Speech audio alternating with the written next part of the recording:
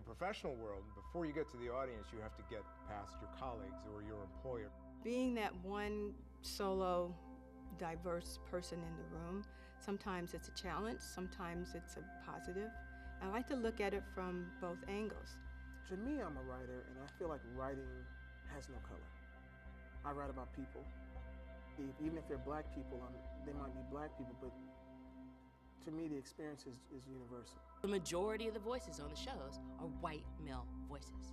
I want to tell stories about people who have similar experiences to me, because I don't feel like that's represented a lot. For me, it's important for the African American experience in America to be presented to a broader audience, because it's a part of American history, and it's not a sideshow.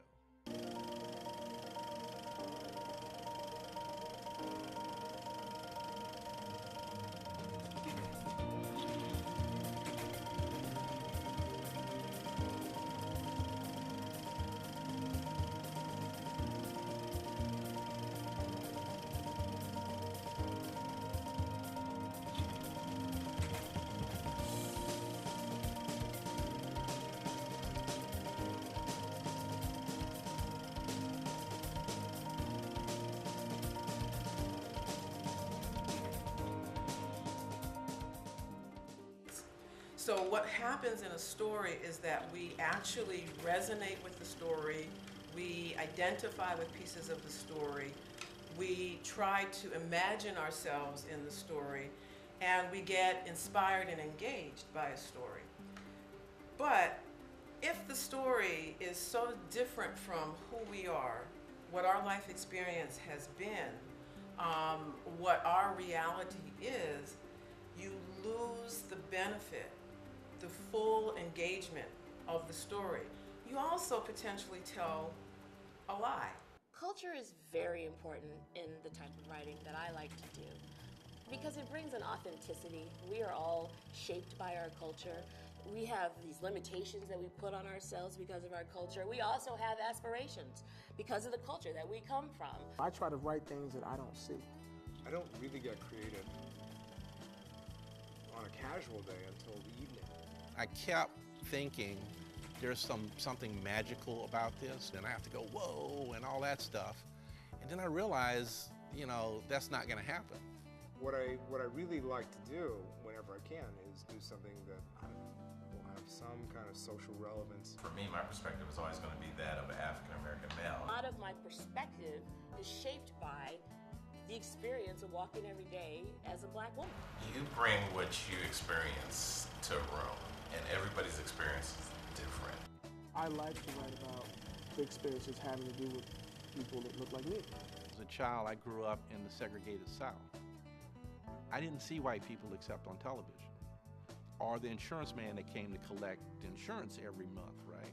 The irony is that most black people can write about anybody, because we have to. The more diversity you can get in your voices, the richer the fabric. I think the germ of all the characters and ideas come from within, like some history, some experience that I've had. If there's anything I could bring to an all-black drama, I would love to see more of our love. I'm unique unto myself, everybody is. I have some Cherokee Indian in me, I have some French in me, I have some Irish in me, I have some African in me. So from that, I can kind of go into those wells and kind of come up with all kinds of characters and ideas and premises and content. And I think that it's a positive in terms of writing for Hollywood, because it gives a voice that may not be heard, may not be out there already. I have way more ideas than I can actually write. People ask if I got writer's block, I can go, what? Diversity, in particular, we're going to talk about writing. And we're going to talk about that and also link that to the Hollywood film industry, filmmaking. Diversity becomes a cornerstone for trying to bring out a multitude of stories. And one of the interesting things about, I think about Hollywood, about the films, is that people don't want to see the same film over and over again, even though they may think they do, right? They want to see something that's different, something that's innovative, something that captures their attention, something that hasn't been seen before. And in many ways, it is that diversity of perspective, it's a diversity of culture, it's a diversity in terms of gender, it's a diversity of experience that makes what I think, in my mind, it makes the dynamic elements of filmmaking come alive. This year, 2014, there was what I call the scandal effect, which means that what happened with Kerry Washington and Shonda Rhimes, able to put a black female lead on network television and have it become a very successful show, translated to many, many more networks developing material, especially for people of color. People of color in lead roles, not side roles, not secondary characters. These are real leading roles for the shows. So it's very exciting as a writer. The financial threshold for getting stories told is much lower, so people who might not have had access before or the ability to tell those stories because of financial challenges can do that now, and it's very encouraging. I'm working on a little civil rights piece, and I talked about in the 60s how this whole nonviolent thing, most of us were ready to kick it to the curb, and you know, Martin Luther King was a little played out, and the person I was speaking to goes, I don't remember that. And I go, yeah, of course you don't. You weren't in my neighborhood. But it was totally true. It was, you know, so it's a different perspective. Now, can I approach a civil rights story differently? Absolutely. Television has the ability to allow subjects that are difficult to discuss. It gives them sort of a pass to be part of the collective consciousness suddenly, and we can talk about it. I hated my first 2 or 3 years in the military, and then I realized I was lost. And that was probably the best thing that happened to me, was to be in that environment where I could actually be violent, and I could be dark, and I can be the person I was, and then have people salute me at the same time, right? So I ended up staying for 8 years, and it was that experience in the Navy and military life that gave me the edge of creating a television show that was groundbreaking. Because what I brought to it was real people, not cardboard soldiers, right? And that was the thing that sold CBS. The television series Tour of Duty absolutely changed my life.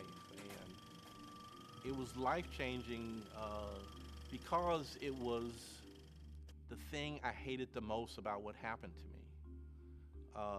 I had to get a deferment because I was drafted by the Army, and I was about to go to war. And I went to college for 4 years, and then I got a letter saying, okay, it's time for you to come pay your dues.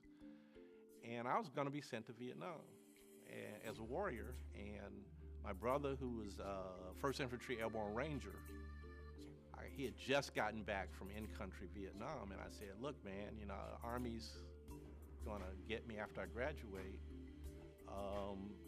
I might as well go to Ranger School, so is there any advice you can give me about that? He says, yeah, join the Navy. He said, you do not want to go over to that shit. You do not want to go over there. And so I said, okay, so I went and joined the Navy. I started doing plays on the side, and my day job didn't bother me as much because I had this outlet. And that play eventually got me an agent. That agent sent the play to HBO. HBO sent the play to Martin, the show Martin, and they hired me. First, working from a feature film perspective, and I combine, because I work in media, I can combine my favorite things, TV and film. In marketing a film, my responsibility is to look at television shows. So I love television. Since I was a writer for television, I have a different vantage point. The other side of it is, from a writer's standpoint, I get to know that the process that TV writers go through and what they have to go through to come up with their characters. They want a show that's good. Example, Scandal. Scandal can be marketed a number of different ways for a number of different movies. So from a writer's standpoint, I like to pair those two things, film and television, and come up with those characters and match those characters up with the characters in our movie. It's good to see the type of diversity that I think is occurring in terms of the people of color on them. Anecdotally, as an anecdote, I can say, oh, it's more people of color. but the narratives are still primarily focused on the white protagonist. For my new show, Basketball Wife, I haven't seen a show on TV about a couple, especially an African-American couple, that just love each other. That he likes being married, she likes being married, the temptation is there, but at the end of the day, they want to be with each other, and that's why they're married.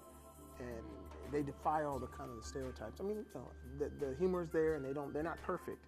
Sort of a cross between Martin and the Cosby Show. There's this show called Empire that I read in January, the pilot of. It's from Lee Daniels and Danny Strong, and it's a black cast, a full black cast, in a drama set in the world of hip hop. With you got the combination of some crime, some family soap, and music, and it just, I read it and I thought, oh my God. If I could do this show, if I could write this show, it would be as close as I could get to using my own voice, being my own voice on page and on screen without actually having written the pilot and created it myself. There's a lot of writers out there who don't have this voice naturally. And there's a lot of people out there, I know for a fact, that went up for jobs and wanted to maybe get on this show but couldn't, and they blamed their color. I don't do that. I haven't done that for the last 8 years. I never said to myself, I didn't get that job because I'm black. But it's very interesting. Suddenly a black show comes along, and the white writers are saying, I didn't get that job because I'm white. Really? It's never been a good excuse for me. Assessing all of the characters that I've written over the years, and thinking about the fact that I had to, for so many years, approximate a voice that wasn't naturally my voice. And that's what we as TV writers get paid to do, especially series writers that are on staff. We are paid to broaden and approximate a voice of a show. I grew up in an African home, and I've also lived the duality of being an African and an African American in America, and also being an African American in Africa. So, to me, that's something unique I can bring that might be enlightening to someone and entertaining as well. So I do try to, if I bring my ethnicity, if it's relevant. But to me, I'm always writing about people. What was necessary to write that project was to really fuse the music with the story of 5 essentially poor boys from Mississippi. I think one of them came from Detroit, but they all grew up at some point in the South. Poor, uneducated boys who became the most popular group in the world for a period of time, and to this day were extremely influential, during the periods, and they reinvented themselves several times. So, but it was all based in the music, and first I had to learn the music. I knew a couple of their songs, and I said they were okay, and then I got a collection of the music, and I listened to it all, and I go, well, they did that, and they did that, so it was a revelation to me. And then I started listening to the quality of the music and the words and the lyrics and the social relevancy of what they were writing and singing when they were doing it. And I go, well, this is important stuff. This is important stuff. And I managed, I didn't write this all by myself, but I managed to pull this project together and do it on budget. And it's a large ensemble cast of people, and it was it's the biggest residual check that I get to this day. Here you had a predominantly white show that had an episode featured the black character, written by a black writer who had a kinship already with the actress, able to really develop something interesting and a little different and off-center for the show. I guess there were 2 moments of great validation after making that episode. One was the Writers Guild hosted a panel and screening. And we did it at the Writers Guild Theater. We probably had 300 to 400 writers, students, and other people come out, mostly people of color, and we screened the episode, and they loved it. And it's so rare that a television writer gets to actually see their audience watch the show. That doesn't happen very often. Maybe the premieres sometimes on different shows. Certainly a writer at my level that hardly ever happens. So it was just thrilling. And Graham was there that night, and we were on the panel. People were able to ask questions, and it was so great to engage. And that was one of those moments where I saw there's a huge audience that's underserved. You know, there's a black audience, especially for me, because that's the one it's my family, that really needs their stories told on television in a mass way. Web series is coming from the ground up. The people are making the decisions. They're writing about what they want to write about, producing their own stories. It's coming from the ground up. The people are making it. I don't care what the advertiser says. They don't care what Madison Avenue, Wall Street says. They don't need anyone's permission. They're doing their own, telling their own stories in their local communities, etc. And I think the traditional Hollywood is uncomfortable, a little nervous about that, because they're used to being in control. The demographics of the United States is becoming more and more of color. And so my experience, which, to some maybe in the last 20 years was seen as a minority experience, is actually about to become a majority experience. I've had discussions in rooms where, I would tell people that I won't wear Target close to Target, because if I do, I'll get followed around Target. And they're like, you're crazy. And I'm like, no, if you're a black man, you would know what I'm talking about. And so, it's perspective. And so I think ethnicity gives you a perspective that is uniquely your own, whether you're, an Asian woman or whatever you are. Your ethnicity is going to color your perception. And so that's gonna come out in your work. And I find that when you have a different perception than other people, sometimes they find that really interesting. I'm only smiling because, Orange is the New Black. It was up for a bunch of image awards, well, it does have a lot of diversity, but they're behind bars. So how diverse is that? So I don't know. That's kind of a double-edged sword. I love it. I love those women. I think you don't see them three-dimensionalized.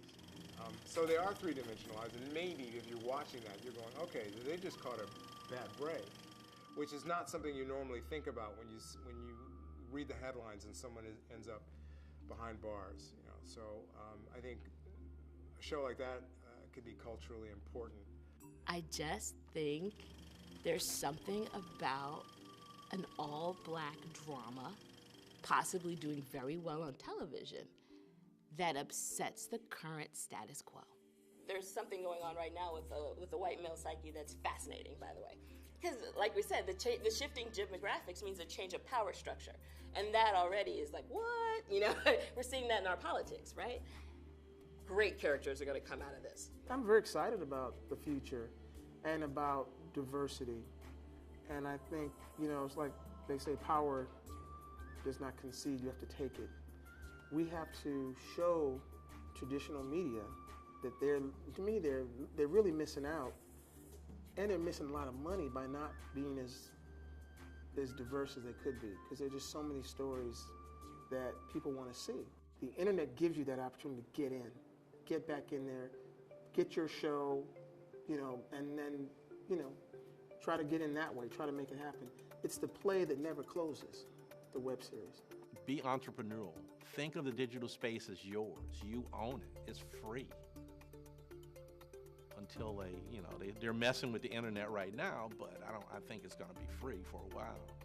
And that's your distribution, and that's the digital space that you can get into. And if you focus on telling the kind of stories that you want to tell, and even making them yourselves, producing them yourselves, I think that's the opportunity of how the landscape has changed, and there's a turn, I think, in the universe, in the entertainment industry right now. It's a major shift, a seismic shift in the industry. My hope going forward is that diverse voices continue to be heard, because we live in a global economy and a global society. It's all about money. The global market is open.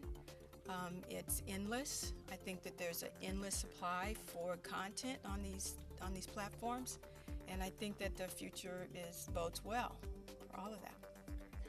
I'm keenly aware that my Black experience is a Black American experience, because I think that what we as people of color and writers of color need to start really grasping is that this is a big old world out there, and there's a lot of media to be put in the world, and the world is quite brown. I'm a professor now, and I teach screenwriting at Loyola Marymount University, and we have a writing program that specifically to turn out TV writers. And television is the king. Television is where the jobs are.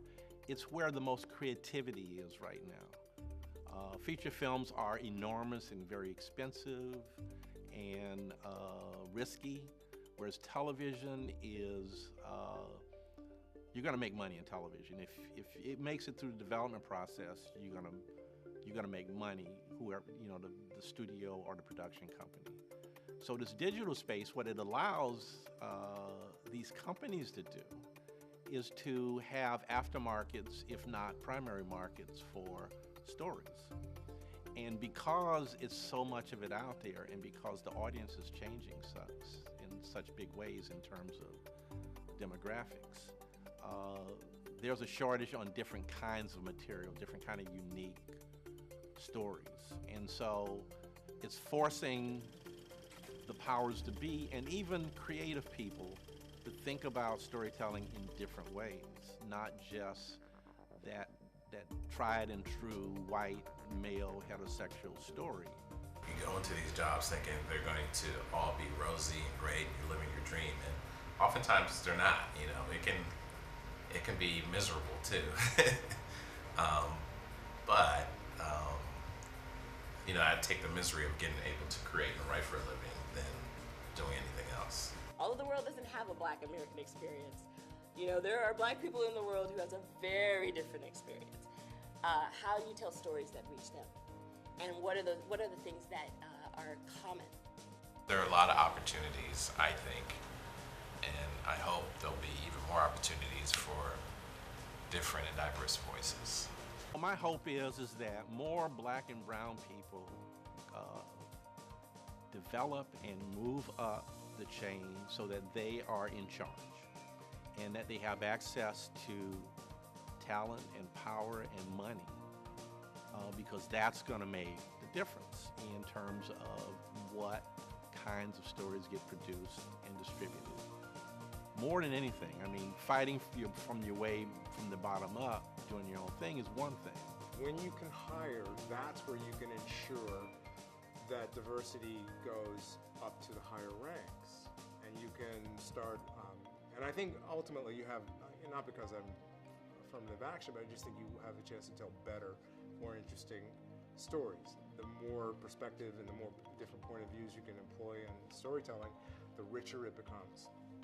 So, but you have to get to that point of hiring, that point of having your own show, of being a showrunner. So I would just say, really start mapping out a game plan as you write, particularly as you start becoming successful. Really go for your own show. Don't just settle for being in the pipeline, you know, like everything else. See if you can buy the pipeline. Some people, Tyler Perry has done that. I don't knock him one bit.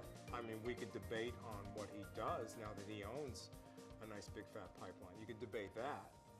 But the fact that he can hire, he can control what he does, I think is a marvelous thing. And I think if we could be more purposeful in that, that's the best way to ensure a more constant level of diversity, because it seems to be fashionable and unfashionable, fashionable and unfashionable. It never seems to be essential. So I would like for it to be essential. I get asked often to speak to writers of color, and I enjoy it, but I get really down when the discussion turns to, well, you know, there's not that many jobs, or they only want to hire one of us, you know, or well, there's all these programs, and once you get through the program, you know, you can't. It's a lot of negative thinking. It's a lot of scarcity training, and I think honestly, as Black Americans, there is an amount of scarcity training that we are programmed with, right? That we don't grow up in places of full abundance where, you know, Harvard is an option, where, you know, we are trained to think, okay, this is what you got, make good with what you've got, right? So one of the things I have to constantly be conscious of for myself is to break away from a lot of the things that I was taught by people who loved me, who just wanted me to survive and didn't want me to get hurt. But those survival skills and hurt skills are limiting sometimes. They tell you why you can't. And so what I've had to do a lot and really focus on is, no, I can do everything. If you have the wherewithal and the emotion and the education to pull it off, it's possible now. So learn your craft, practice it, put in your 10,000 hours, and success is getting to the next thing. And when people start giving you money for that, then that's how you measure success in this business. There's not a place on this planet with people with electricity and online access who aren't doing web series. The statistics are dire. So what? So what? I'm a working writer. If I can do it, anybody can do it, you know? Because I just don't want people to hear these statistics and start to think, well, that's why I shouldn't. No, that's why they should. Because there's a lot of opportunity. Because there's so much underrepresentation. The doors need to open wide, and they will open wide. If you've experienced anything in life, you have a story to tell. And it just might be the case that there's someone out there waiting for your story to validate their experience or to inspire them to take the next step or to challenge them to tell their story. And so don't be afraid, but see the opportunity. We are waiting for your story.